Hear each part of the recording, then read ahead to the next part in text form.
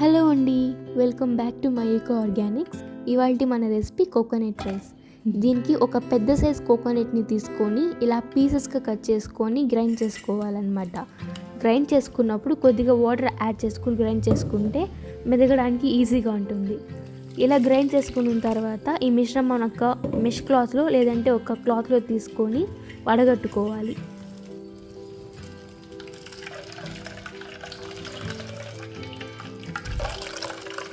వడగట్టిన తర్వాత లేదంటే వడగట్టేటప్పుడు ఒక గ్లాస్ వాటర్ యాడ్ చేసుకోవాలి.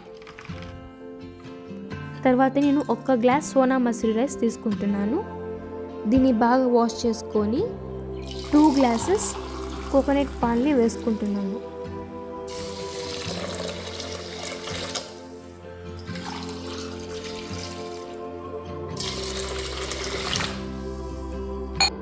తర్వాత దీంట్లో కొద్దిగా ఉప్పు వేసుకోవాలి.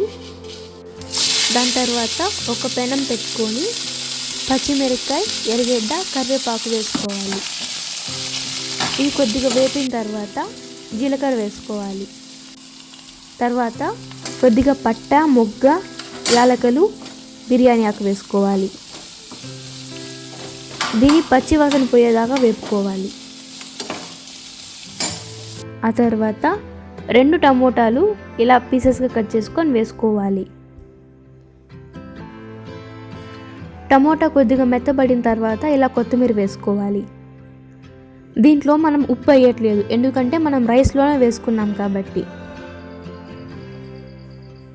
దీన్ని యాడ్ చేసుకున్న తర్వాత మనం ఒకసారి ఉప్పు సరిపోయిందా లేదా అని చూసుకోవాలి.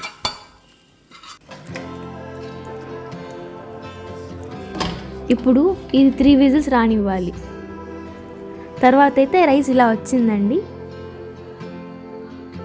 స్మెల్ అయితే చాలా బాగుంది.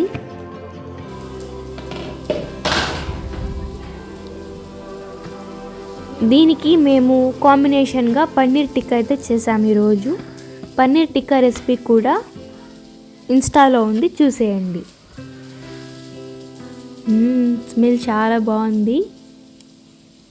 టేస్ట్ అయితే ఇంకా అదిరిపోయింది. మీరు కూడా ఒకసారి ట్రై చేసి చూడండి. Thank you.